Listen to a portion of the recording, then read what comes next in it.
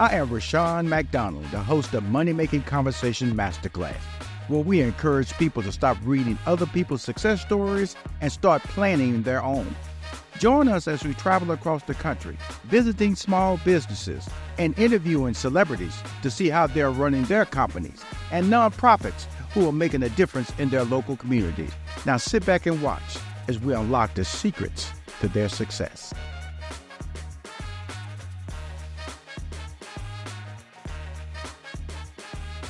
Hi, I'm Rashawn McDonald. I host the weekly Money Making Conversation Masterclass show. The interviews and information that this show provides are for everyone. It's time to stop reading other people's success stories and start living your own. I'm here to help you reach your American dream. My guest is the author of Bootstrapped, Millionaire. He is also the CFO of Cadence Ventures. It is a boutique private equity firm that invests in private mortgage notes and offers non-traditional financing to real estate investors, builders, and developers. Please welcome to Money Making Conversations Masterclass, Tim Mercer. How you doing, my brother? I'm doing quite well. Thank you for having me. South Carolina boy, huh? South Carolina. Okay, now in your book, you find humble beginnings. You tell us about South Carolina. Grew up in a small town, Mullen, South Carolina. Yes. It's funny because it's part of South Carolina, which they actually wrote a documentary on that part of South Carolina. They called it the Corridor of Shame. Oh, why? Yeah. Well, because my understanding is that part of South Carolina had, or may still have, had the worst school system in the entire U.S., right? And when I grew up in the 70s and 80s, so it was a tobacco town, right? I mean, tobacco fields, warehouses, and those type of things. Not much of an industry outside of that. A lot of great people, great humble people, but it helped me to really be able to establish, I guess, the foundation of who I am today as a man. Yeah. Now, when you talk about a local, I come from Fifth Ward, inner city, Houston, Texas, and we all come from that humble beginnings. Yeah. And then, what did you take away from that? That you still like a badge of courage, I think, today. Well, number one, I think is, treat people the way you want to be treated, right? And my faith is one of the main things that I gained from growing up in humble beginnings like that, because when you're growing up in humble beginnings, man, hey, everything we do, we rely upon God, right? And so my mother always taught me to be respectful of people, right? Treat people the way you want to be treated. Always taught me to depend on God for everything, because that's the only way that you're gonna make it. And I still feel that way today. I mean, every day when I wake up and pray every morning, I know that the only way I'm going to make it through the day is by relying upon my faith. So I think that was the most important thing for me. Now, when Tim Mercer, one would say that's a simple name. Yeah. Book Bootstrapped Millionaire. Now, humble beginnings doesn't associate itself with the word millionaire. Right. Yeah. How? Right. How? Yeah. I know we don't get there real fast, but how? What is your secret to success to sit up and tell us that you can author a book called Bootstrapped Millionaire? Well, when I first wrote the book, the title was supposed to be Bootstrapped Entrepreneur. Okay. And so we worked with Forbes to kind of, they published the book. And it was interesting because the guy that was helping me create the book, they kept using the word millionaire. I mean, I didn't understand why they kept saying bootstrap millionaire. And at first, I really didn't want to title the book Bootstrap Millionaire, because I didn't want to come off and make it seem like being braggadocious or anything like that. But I felt that there was an importance in that, because the word bootstrap is the key word. Right. If somebody from South Carolina, country boy like me, who grew up, didn't know nothing about business, nothing about finance, and learned it the hard way, if I could do some things to put myself in a position where I could, have that title, right, that so to speak, or achieve a certain financial success, I think hopefully it's a testament to other young men like myself to say that if he could do it, I can do it. Which leads to my next question, financial literacy, because that's what it really comes to. Because you watch television a lot, and they word million, and if you're a person who's tracking in that millionaire, $1 million range, you go, brother, $1 million. Why are you excited about $1 million? How long do you expect to live with $1 million? Right. That's where the financial literacy comes into place. Why was that an important part of your book? Because, man, I mean, it's everything, right? If we don't understand finance, in my opinion, right, I think everybody needs to understand finance because it's the pillar of everything, right? Mm-hmm. If we don't understand it, there's no way for us to really level up, right? I mean, I learned how to make money growing up, working hard, right? Mm-hmm. You work hard, you do everything people told you to go out, hey, work hard, you study, become smart. So making money was never really a problem for me, but knowing how to grow it and to keep it, that was the hard part, right? You know, and I learned how to save money as a young man and save money pretty well. But that part about growing money was the hardest part for me because that's where I made a lot of mistakes. Right. Trying to grow the money, trying to invest it in things that I didn't know about, trusting other people. Right. With my money, right? Financial advisors and things of that nature. So I learned that I had to learn it for myself in order to prevent me from being taken advantage of. Right. Yeah. Now let's talk about this because you're a military guy, Army, right? Okay. Well, how important has that been in your life to have went to the military and the Army capacity? It was the most important thing, right? I mean, why is that? Because it taught me discipline. Okay. Right. It taught me discipline. It gave me a purpose and a vision for my life. When I was growing up in Muller, South Carolina, I didn't have much discipline. Right. I mean, my mother was a very loving person, so she really did a lot of things for us. I'll tell people I really wasn't. The military taught me how to be a man. Right. It put me around other men and helped me to be able to grow and to see the world in a different perspective. Right. That's when I started seeing the world differently. I started seeing that I could achieve different things. If it weren't for the military, I don't think that any of this would have ever happened for me. Now that's important for you to say, Tim. I'm talking to Tim Mercer. He's the CFO of Cadence Ventures, which is a boutique private equity firm that's invested in private mortgage notes. Educate me now. When you say private mortgage notes, what does that mean? So think about like when you go buy a house, right? You go to the bank and you get a loan, right? That's actually a mortgage note. Yes, it is. So it's a mortgage note. Most of us think that the only people that could, the bank is investing in that note, right? So the bank gives you a loan for $500,000 to go buy the house. You put a down payment, but you got a mortgage that you have to pay back to the bank until that debt is satisfied. Well, private mortgage notes are the same thing, right? You and I, all of us can buy private mortgage notes. I do it. If someone, an investor wants to buy a house, maybe to fix and flip, or he wants to buy a house to rent out. Right. He has to get a mortgage from someone, so they'll come to someone like me privately to get the mortgage on it. I will extend the money to them for that property, and then they just pay me back a monthly interest yield. Right. My money is protected by the asset. Right. Because I got a lien on the property. Pretty much the same thing the bank does, we could do the same thing as private individuals. And that's what the private mortgage notes are. What is the special called FDIC? That protects the bank, right? Well, the FDIC was what protects our money that sits in the bank. Right. And of course, FDIC, they basically govern traditional banks, but we're not traditional banks. That's why I brought it up. Yeah, that's right. So why am I doing business with you and I don't have those famous 4 letters behind your company? Well, because for one, banks don't lend on the type of stuff that we lend on. Right. So if you wanted to go and fix and flip a house right now, or my building that I own.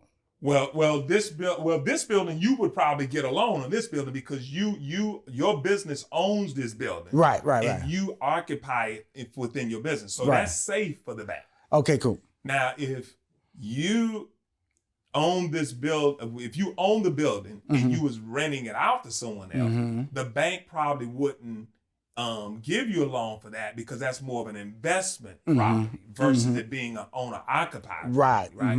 So it's a little more riskier for the banks in that regard. Okay. So the bank would probably give you a hard time doing that. So you would have to come to individuals, private equity firms.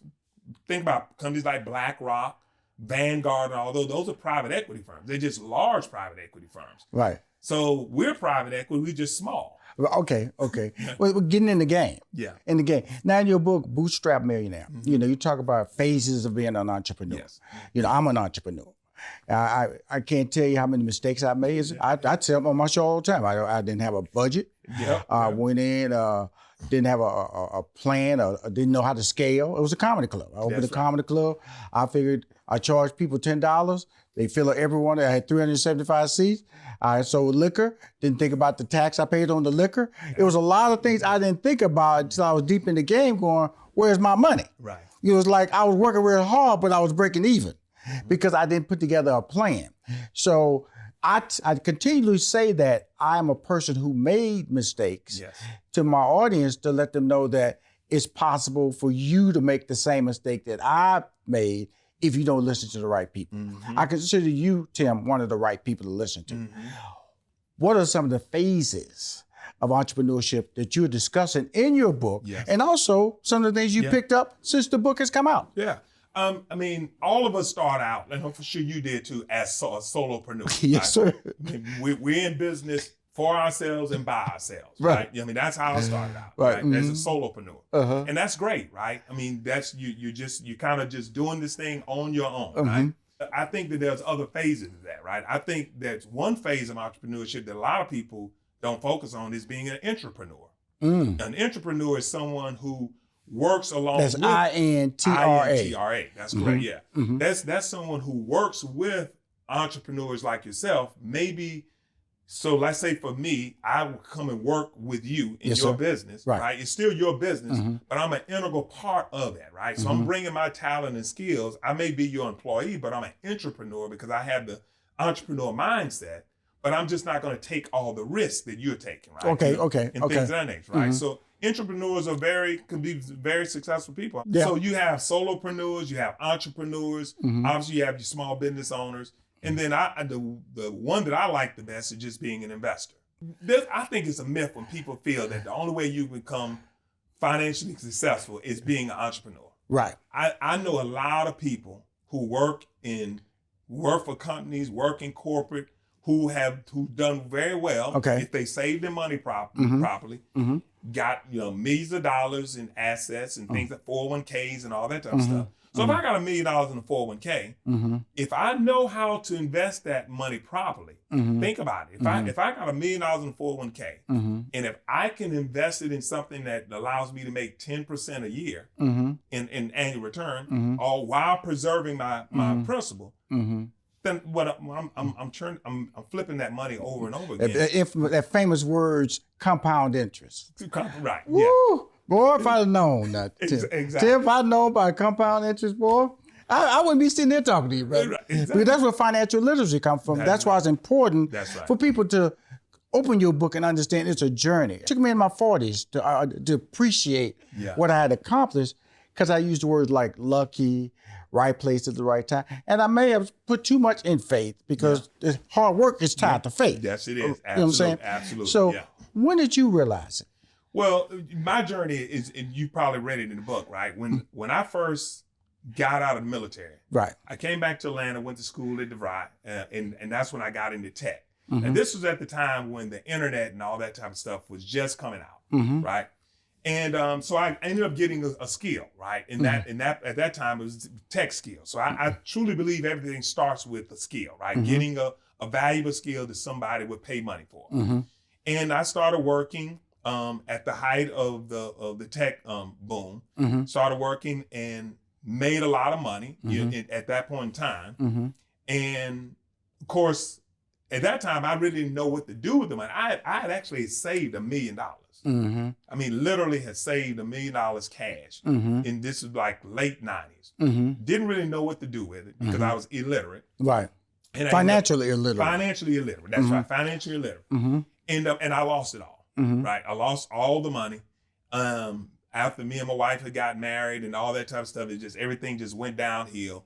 But that taught me a great lesson. That's when I realized that, okay, I was able to make that money back then. The only thing I have now to do is I got to go back to the roots of what got me there and start all over again and build it back up again. And fortunately, I was able to do that, right?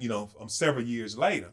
So that's when it became to me and realized the Bible speaks to the point where it says God has given you the ability to create wealth. That's when that became real for me. Right. Yeah. Right. That's when it became real. The interesting part about it, there are different phases because I'm going through that same thing. I had to 2023, I had to make a layoff staff. Yep. Because when I realized the plan that I had in place, I was just losing money. That's right. The savings was going this way, the income wasn't going. That's why the savings was going shrinking. And that's a tough decision. That's probably the most honest point that you have to make from being a person who has turned the corner, realized their flaw, or being homeless. Yes. It's a point where you have to humble yourself and realize that you have to publicly admit you're failing. Yeah. And a lot of people don't do that, whether you're in the personal life or as entrepreneurs. That's right. Talk about that moment of realizing that this plan is failing. Yeah. How do I admit it and know how I turn it around? Talk to us. It's a matter, we all have to pivot. Right. You had to pivot in 2023, right? In 2020, a lot of people probably ran into a lot of things where everybody I think as entrepreneurs, or if you're in business or in high professional, you're going to have to pivot sooner or later, right? Something is going to happen in your life that's going to cause a shift, right? Good days don't always last all the time, right? It's peaks and valleys, right? So when you go into those peaks, you have to be mindful and tell yourself, or at least I had to tell myself, okay, I now have to adjust to this. I may have to change. I may have to realize that I'm going to have to give up some things. I mean, me and my wife, we had to give up our home, right? Because we were in a situation where we were about to get foreclosed on. We had to go buy a smaller home, right? And I had to bring down my salary to accommodate me being able to pay for that smaller home, leave the big fancy house, go to the smaller home. But that was what we had to do to be able to reset. Right. So I just think we have to be humble enough to know that. That's the key word, humble. That's the key word. Because arrogance, you let arrogance win, you're homeless. Yes. Exactly. Humble will allow you to sit back and take a breath. Yes. And also be able to evaluate. Yes. Because I'll tell you, when COVID hit in 2020, I ignored it. I had money in the bank. I had employees running up and down. And, you wasn't nobody making money in COVID. But I still was paying people instead of saying, hey, lay off people. That's correct. Because the government's going to take care of these people I lay off. That's right. But arrogance, then the blinders of arrogance was on me, and that's why I wanted to bring you on the show to be able to have this conversation, because you can't have this conversation with everybody. No, you can't. Because that moment of being able to testify. This is a moment of testifying to people that I've experienced it this way, you've experienced it another way, and guess what? The key to it was not let arrogance win. That's Talk right. to us. I like that. Yeah. Because arrogance, what the old saying is that pride comes before the fall. Right. You've heard that before, right? Right. Yeah, and I truly believe it, right? Pride becomes before the fall. I remember when the first time I had achieved financial success, I became arrogant. Yes. I remember my wife would tell me, she was like, look, you're getting a little too arrogant for yourself, right? And that's what led to my demise, right? Because things that I was doing financially, decisions that I'm making about investments, she would tell me that I should question those things. But I felt arrogant and felt, well, I know what I'm doing. Right? And so that humbled me to where I am today. I mean, I trust me, I've been humbled to the point where I know now that, hey, look, you can't trust just yourself, right? Yes. The Bible said lean on God's understanding, right? And that's what I believe in now, is that, hey, look, That's why I pray every morning and make sure that, hey, look, God cover me, watch my blind side. Right. Because I can't see on my blind side. I need to, especially in business, right. You just don't know what's coming down the road. And right. You need that protection. Right. So, yeah, I mean, it's a humbling Didn't know it gonna be this. Didn't know it gonna be this type of interview, did you, Tim? It makes you start thinking about things. That's true. Yeah. Well, I've been blessed, man, because I can sit up here and have these conversations, and God has put me in a position to be able to accommodate information that I'm receiving and then sharing it. Yeah. But one question before I get to the government contract: what exactly is Cadence Ventures? So Cadence Ventures, again. Small private equity group. Me and my wife started this company a few years ago because we started realizing that when we get older, 65, we're not going to have a retirement, right? We know Social Security ain't going to be there for us, right? My wife had some money in a 401k with a current, with previous employer that she had. And it took me some time, but, I kind of convinced her. I said, listen, let's take the money out of your 401k. Let's start this business, use it as a seed, and let's start a financial company where we start lending money to real estate investors. That's really what the whole premise came about. I said, look, we can lend money to real estate investors. We can help them get their projects off the ground. Our money is safe because we can collateralize our money with the projects that they're doing, and we can get a better return than what we're getting by leaving it in the stock market. Because the stock market was up and down, right? And that's what we started doing. And I mean, since we've been doing it, I've probably grown her portfolio probably about 25% a year. Just investing it into real estate projects. Because you're the CFO of Cadence Ventures. That's right. Yeah, investing in real estate projects. And so now, we did that for a couple of years just with our own money, but it was very difficult because obviously, our money would get stuck in these projects for 6 months, 12 months, and things of that nature. But then when we eventually learned how to start, selling the mortgage notes. Right. So we would, we would sell those mortgage notes to insurance companies. Right. Because they'll buy the mortgage notes from us at a premium. Right. Right. And so it allows us now to just keep taking that same capital stack. Right. And just keep rotating it. Yeah. Right. Yeah. Now, when I saw your information come to me, Tim, I'm talking to Tim Mercer, CFO for Cadence Ventures. It was talking about government contract. And boy, I get so mad when I see stuff about government contract because you get 1,000 emails about sam.gov and it's free. You don't have to pay anybody to upload your information on sam.gov. But they have these contracts, these emails come through, say, pay me a fee, pay me a fee. Then you have all these other people talking about how easy it is to do business, talking about all these millions and millions of dollars that you can make with government contracts. I'm not saying it's a scam, but it's not easy either. No, it's not easy. No. Talk about the process. Everybody's process is different because I have experience with it. That's why I was excited when I emailed. I said, can we talk about it? Yeah. How did you get involved with government contracts? So I got involved in government contracting in 2012. I was, this was coming off the back end of me losing all the money, trying to find my way, trying to get my way back into to business. And actually, I was working on a contract with a good friend of mine who kind of helped me to get back into IT because I had gotten out of IT for many years. Good friend of mine kind of helped me get back in. We was doing some international work. And I would come back home because my wife was still here in Atlanta, but her girlfriend was telling her about government contracts. And so I just started looking into it. I didn't know much about it. Started looking into it and started learning about it. Georgia Tech has a great program called GT Pack that kind of teaches people for free how to get involved. Free. Free. That's free. Yeah, it's free. But I'm telling you, government contracting is very complex. It's very complex. It's very, lot of compliance. You got to dot your I's, cross your T's. And the first thing I did is I got into the 8-8 program. I mean, you've probably heard of the SBA 8-8 program. Right. That's when you make under $250,000. Yeah. You got to have, certain the threshold. Threshold, But the program was designed to help small businesses, minority-owned small businesses, scale up, right? They call it a development program.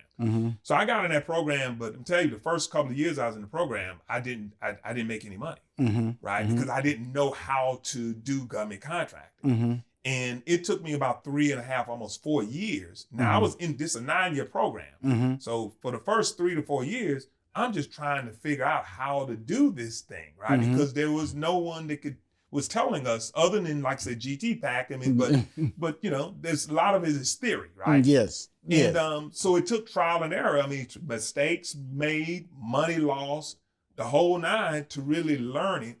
But when I started learning how to leverage the 8A program and knowing how to work with the government, then a few years later, I think it was like 2015, that's when things started changing for me. And but yeah, the government contract, it can be very lucrative, but I will say it is a very difficult space to navigate if you don't know how to do it. Got to be persistent. Yes. Got to be patient. Yes. And got to, like you said, dot your I's and cross your T's. Yeah, absolutely. Yeah. Because once you get the opportunity with a contract, you got to have your I's dotted and your T's crossed. Absolutely. Because they will come at you for an audit. Absolutely. Yeah. And that's important that you understand that. You know, I want to thank you, Tim, for coming on the show, man.